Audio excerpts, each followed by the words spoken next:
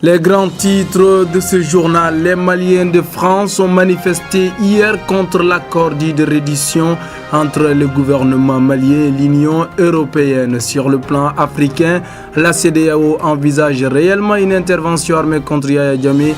Nous vous dirons les détails dans ce journal. Et sur le plan international, c'est la première fois depuis 1979 que l'ONU vote une résolution pour interdire la colonisation en Cisjordanie et Jérusalem-Est. Mesdames, Messieurs, bonsoir et bienvenue à toutes et à tous dans ce journal. Le gouvernement du Mali a une nouvelle fois communiqué par rapport à cet accord dit de reddition. Les Maliens de la France étant le principal déclic quand même de cette troisième sortie du gouvernement, j'allais dire, pour dénoncer encore ce qu'ils qualifient de mensonges et de non avérés. Les Maliens quand même de la France ont marché hier pour dire toute leur colère contre cet accord qui serait signé entre le gouvernement malien et l'Union européenne. Une information que soutient beaucoup de partis politiques de l'opposition, bien évidemment. Revenons ici à Bamako. Le concours national d'entrée en fonction publique a commencé aujourd'hui. Voilà, la première enveloppe a été ouverte ce matin au lycée Aminataba par Madame le ministre de la fonction public. Les épreuves de demain, coïncidant avec la fête de Noël, sont reportées au 30 décembre 2016. Toujours dans l'actualité nationale ici au Mali, l'association malienne des revendeurs de cartes a organisé une cérémonie de remise d'attestation aux personnes qui les ont aidés dans leur activité. C'était également l'occasion de passer la main au nouveau président entrant, le président sortant ayant épuisé sur 3 ans à la tête de cette organisation. Nos reporters étaient sur place, suivant le reportage. Ils sont sortis très nombreux pour participer à cette cérémonie qui s'inscrit dans les dernières activités de l'année qui se termine. Des personnes leur ayant aidé dans leur activité ont reçu des attestations de reconnaissance. C'était aussi l'occasion pour le président sortant de tirer le bilan de 3 années passées devant leur organisation. J'avais un objectif, c'était qu'il y avait 4 points. Et sur les 4 points, j'ai pu régler 3 points. Sur les 4 points, j'ai pu régler 3 points. Et aujourd'hui, vous-même, le constat est très clair. C'est-à-dire ces jeunes-là, quand on se mettait ensemble, c'était une couche désemparée. Ils n'avaient aucun repère.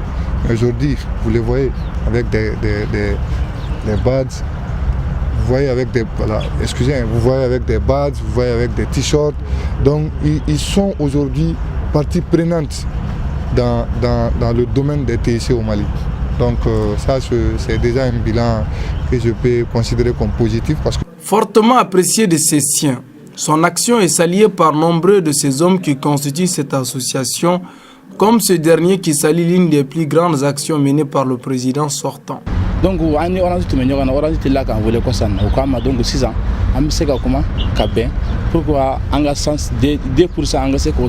le nouveau président qui a le soutien de l'équipe sortante est très confiant de sa désignation. Il a remercié la presse avant de lancer un appel. Donc an b'an bolo sama denmuru su nɔfɛ hali bi u ka na an ka fara ɲɔgɔn kan parce que bamananw ko ten ko kɔnɔkulu jɛlen k'o de bɛ bi fɔ donc projet kura min bɛ ne bolo fɔlɔ o de ye n bɛ sama denmuru su tɔw nɔfɛ an ka fara ɲɔgɔn kan pour que an ka baara in ka sabati an bolo. L'association des revendeurs entend continuer sa lutte pour résoudre enfin le problème de zone. Ils ont lancé la campagne comme inscrit sur leur t-shirt « Non à la zone, non à la fermeture ».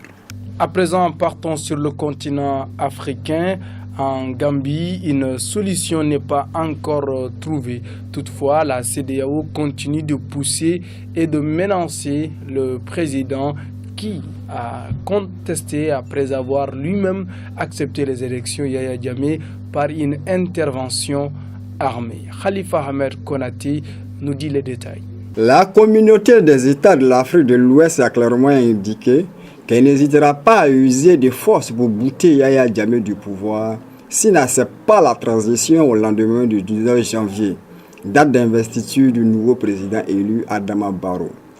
Pour mener cette mission, la CEDEAO compte donner la commande des opérations à l'armée sénégalaise qui, selon plusieurs sources, assure déjà la sécurité du président nouvellement élu Adama Barrow. La médiation n'étant pas encore rompue, c'est le président nigérien Mohamed Bouhari qui a la tâche de négocier avec Yahya Jammeh. Restons sur le continent africain. Hier, on vous parlait d'un accord qui se peaufine entre la classe politique congolaise. Hier, toute la nuit, les politiciens ont discuté avec les archevêques et les débats continuent aujourd'hui. Ils ont débattu jusqu'à ce matin. Les acteurs politiques congolais qui recherchent une solution au vide constitutionnel que pose la fin du mandat de Joseph Kabila depuis le 20 décembre sont toujours réunis autour des archevêques. Une des politiciennes qui a pris part aux échanges informe que la balle est maintenant dans les camps des religieux. Les politiciens auraient donné mandat aux archevêques de proposer un projet de résolution de la crise pour leur intégrité, leur foi et leur non-parti pris, ce qu'ils diront pourrait résoudre définitivement le problème.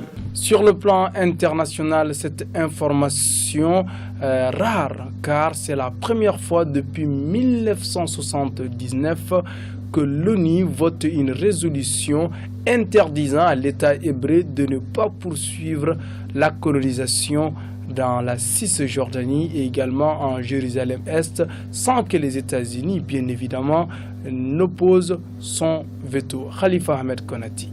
L'État hébreu est en colère. Le Premier ministre Benjamin Netanyahu a appelé son ambassadeur en poste au Sénégal et a arrêté toutes les aides en direction de ce pays.